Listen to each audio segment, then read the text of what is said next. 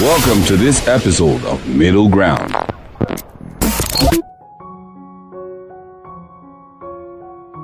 Abortion. Who is more guilty of an abortion? The male or the female? Okay. So somebody now said, no, that is very, very insensitive. Yes. Okay, so, and we now said, okay, fine, okay, let's change the topic to, who feels the guilt more? Okay. The male or the female? Then again, they said that is very, very, very insensitive. Like that's the height of insensitivity. So I'm like, okay, fine, no wala. The burdens of abortion. Okay. Who carries the most? Then again, they said that is no, that is very, very too insensitive. So basically, this topic is about abortion, but we are not going to give it a topic. So it's about abortion. We're not going to give it a focus. We're not focused. We're talking about abortion. Now, this is the idea. Now, there are different reasons. So, this is how we got here. It's a case of, as a guy, have you ever paid for an abortion? And as a lady, ever attempted an abortion? I've ever attempted an abortion. And so there are two ways to this. One is, there is the medical angle where you are forced to have an abortion to save your life. Then there is the naivety angle, the young people angle, which is I'm not ready for a baby, but I have one and I want to take it out. So, is it right to say it's very, very insensitive to say the guy is the lesser affected in the case of an abortion, like between a guy and a girl? Well, it depends on what angle we're coming from. From the point of view of a lady, she's more affected depending on the type of abortion. You know that there are medical abortions, and then there are abortions caused by pills. There are two ways to abort a child. Okay. Yes, surgical way. That's the D&C. That's the D&C. And then using the pills. There are pills to abort a pregnancy, and then there are also, you have to also go under the knife, so to say. So I hear that the pill is not very effective. That sometimes there could be a backlash. Yes. There could be a backlash. But then it depends on what period of the month. So, sorry. Okay, let's hear that part. It depends on what period of, like how long you've been pregnant for. So, if you've been pregnant for like 2 weeks, about a month, it depends on, and it also depends on the type of pills. So, I think there's misoprostol and then mifepristone. So, if you use misoprostol alone, maybe if you're like 2 weeks pregnant, and then you use misoprostol, it could work for you. But maybe if you're like 2 weeks gone, maybe you're like 1 month already, you could use both of them, and then they are as effective. Yes, it works faster, and you also need to be careful because you need to know how your body functions, because you could be knocked out, you could fall terribly ill, you even think it's malaria. Trust me, you could fall terribly ill, and then you need someone by your side. You need to maybe have a doctor basically checking up on you, because it could be that bad. You could be very weak that you think, oh, I'm normal, and then you faint in the process of going about your day. If you use both, they are that effective. And then if you're not careful, you can actually lose your womb because it's a pill. So you don't know what is wrong with you internally that the pill might affect. And then so that's something you can do to avoid going under the knife. Okay. All right. So thank you very much for the insight. Have you ever paid for an abortion? Never have I ever paid for such. Do you know anyone? No, wait. Do I know anyone? Nah. Do I know anyone? Do we share abortion? Do we share abortion conversations together? I'm just saying that it's hard to believe. I don't know. Because growing up when I was in the university, I was really scared about things like that. So I was always about using pills. Not protection, which is condoms. So prevention, they say, is better than panic, disaster, and uncertainty, sudden heartbreaks and heartaches, and if you're not careful, maybe even heart attack. Because imagine you studying for, let's say, maybe you're 200 level, and your girlfriend tells you you're pregnant. You will be confused for the first 3 minutes or so, and all of that. So I never wanted to. And I grew up in a house where my father constantly reminded me, if you impregnate anyone, that's the end of your life. You are going to end up in McDonald's. You are going to end up in McDonald's. No, my father always used to tell me, the worst I'll do for you, you just stay in my boy scotter, and that's the end. And you end up doing a menial job. So that really stuck to me. And because of that, I was not too adventurous when it comes to, trying to explore, the sexual side of life. Middle ground. Okay, so the story here is this. Now that you've heard what a man feels like, do you still feel that the more of the burden of abortion is more on the woman than the guy? Because I feel this is it.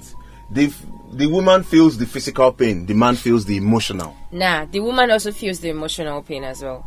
So that's why you would say that the woman feels more of the pain, because she feels the physical and she feels the emotional part.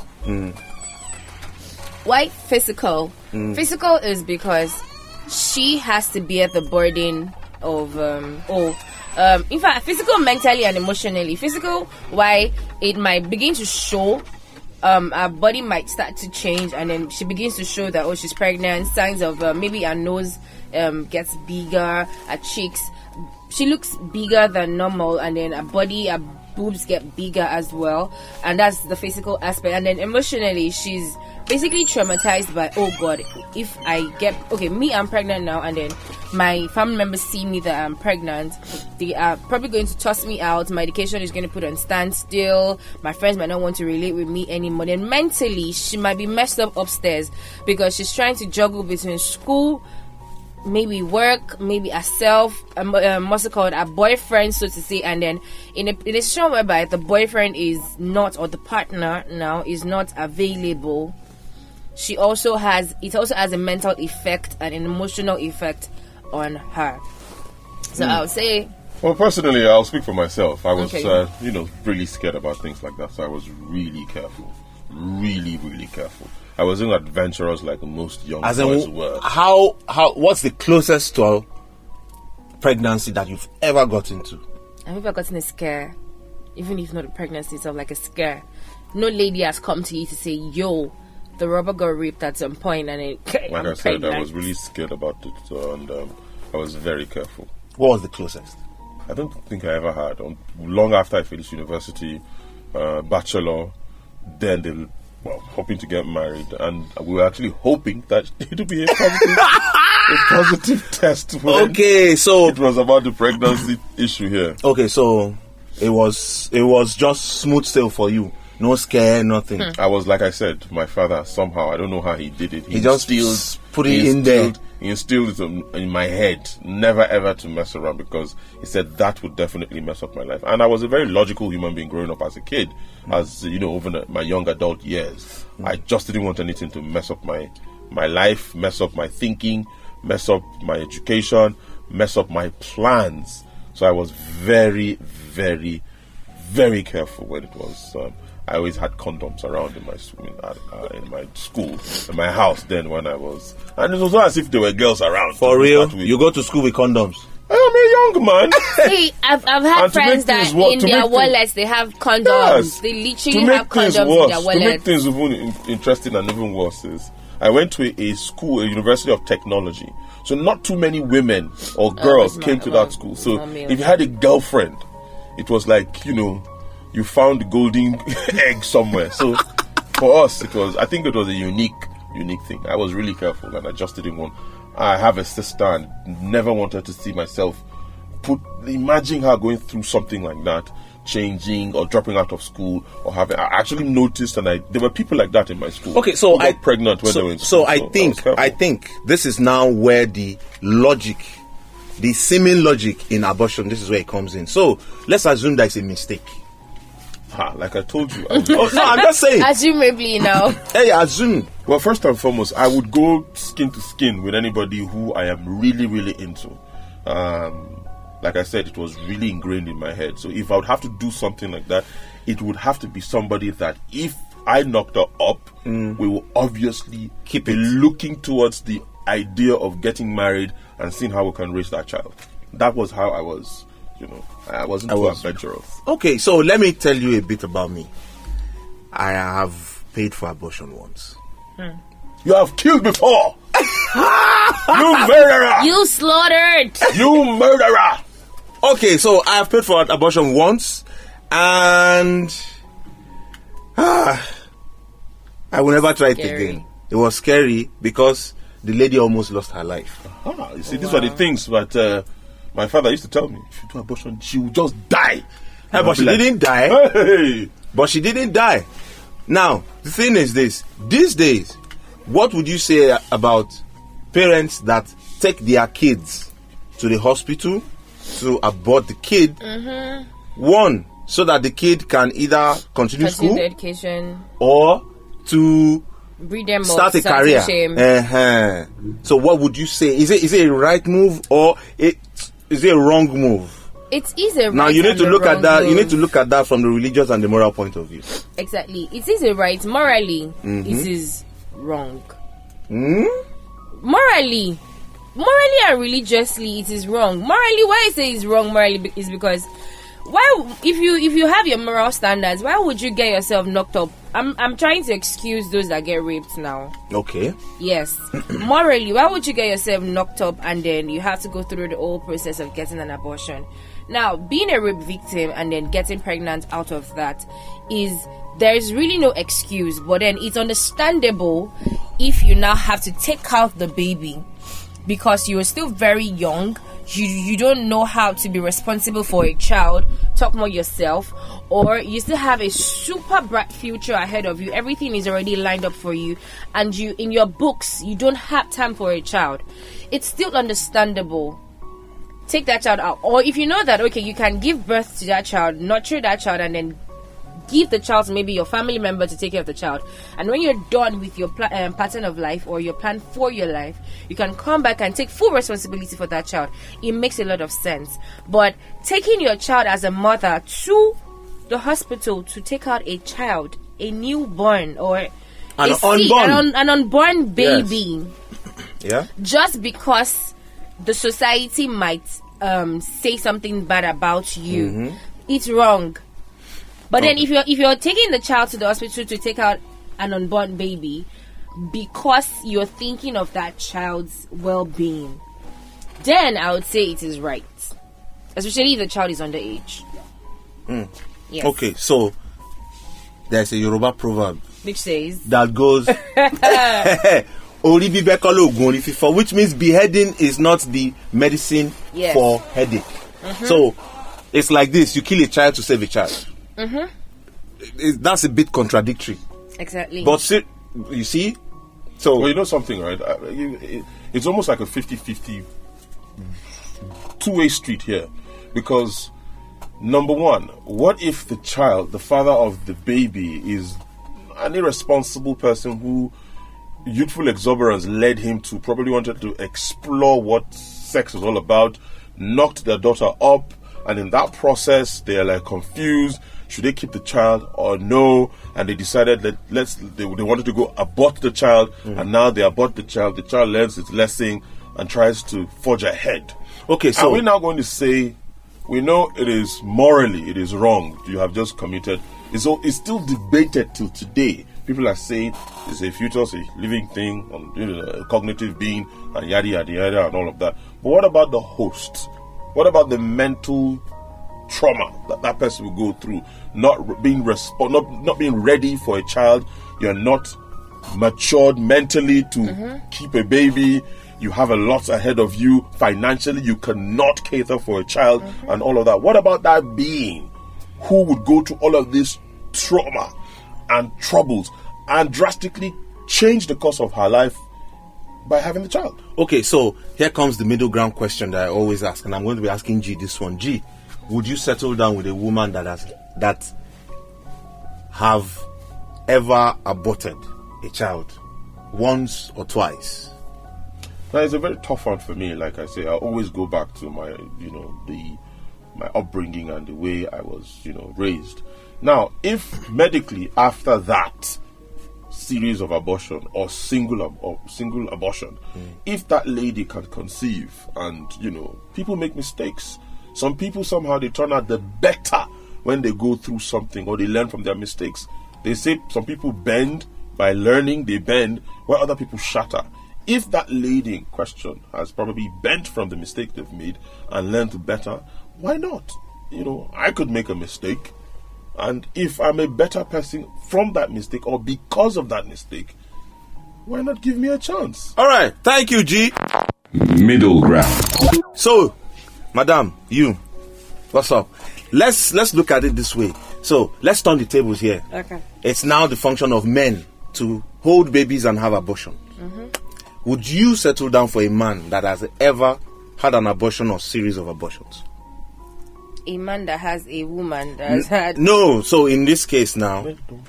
Exactly. That's what I'm trying to understand. But seriously, in this case now, it's now the men that hold pregnancy and have abortions. Okay. And knowing the consequences, knowing the moral implication, knowing the religious implication, knowing the way society will see you and everything. I would actually. Yes. Just like that. No, it depends on how the person, what's the word now? It depends on how that person understands life after all of the experience. Like G said, if the guy in question now, if the guy has had series of abortions and then probably taken lessons, like picked out certain things to learn from that period, that experience. That experience of life. That experience of life, and then use that to reshape who they are. And then they've become a better person that whatever they've had to be go through over time does not affect their future. Then it can work with me. In a situation whereby I'm going to get into a relationship with that person that is already fucked up upstairs and then is not trying to help himself. It's not like I have a smooth life or anything. I'm also fucked up in my own type of way. Maybe not abortion wise, but then it's going to be two fucked up people trying to find their balance. Trying to find their fucked up balance. Do you get? So it's not going to be right for the two of us to be together in a relationship, because it's like we're going to mess up ourselves further. Now he's going to get off me, and I'm going to get off him. So it's like he's influencing me in a way that I'm also influencing him, and then we are getting off. We're like getting off bad energies and everything. Bad energy, yes. We're getting bad energies off ourselves, and that's not going to be fine. But it's sure whereby the person has learned from it, taking lessons from the experiences, then we are good. Yes, I would get into a relationship with that person. I wouldn't even bother. Okay. Thank you very much, my guys. So when are we going to talk about sex? No worry. Abortion is actually a very sensitive topic. It is sensitive. Truth is, it is very sensitive, because there are some people that have been put in that situation without wanting to be there.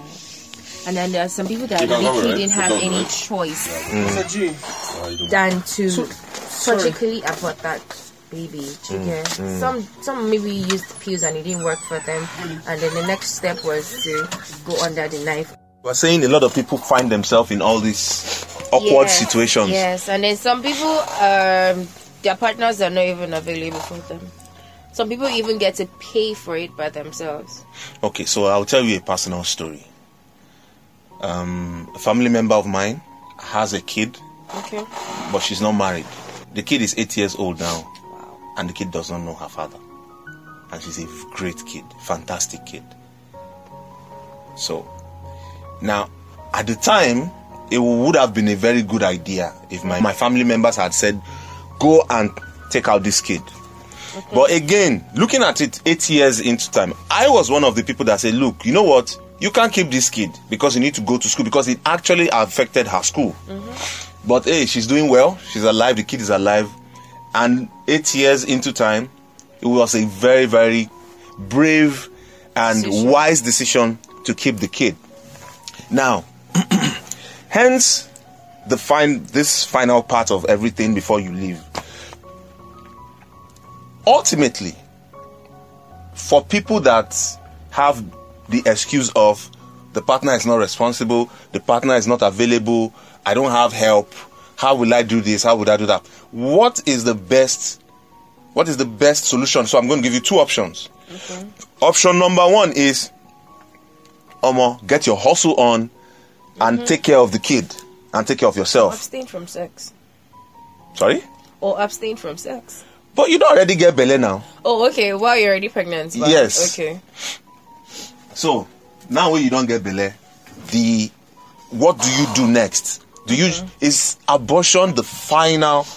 No, abortion is not the final stage. So what are the other options for people like that? Because listen, we're saying this now. In your family. We're saying this now. There are lots of people listening to this that are in this tight corner. Yes. So now there are different options actually.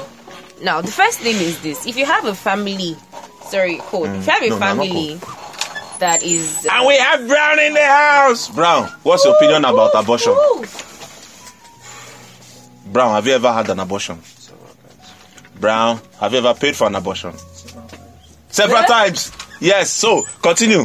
That's Brown, he said it several times. Why are you haying? Continue. Shock me. Okay, so I was going to say that. I didn't say that.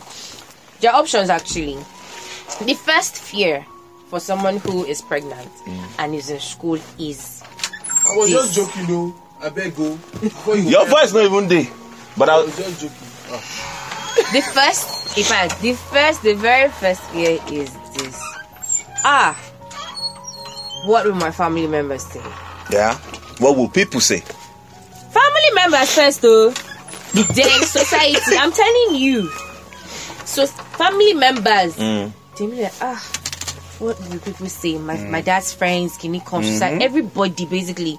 Then school, what happens to my education? Especially all this is when the guy is not even supporting. Okay. That you have to think about everything yourself. What happens to school? But now, if you're lucky enough, you have a very supportive family that you can tell anything to. That first fear of what are my family members going to say? That burden is taken off your shoulders. Okay. Because your family will now bring their input and say, keep the child. We will go to your school and make a request of 1 year deferring of a semester or of a full school year. You defer a full school year. Education is already taken care of. Now, family member is already taken care of. Especially if your family members are actually well-to-do. Once they accept the baby or accept the pregnancy and tells you no abortion, and they already tell you, okay, school will find a way out for you. Those two parts are already taken care of.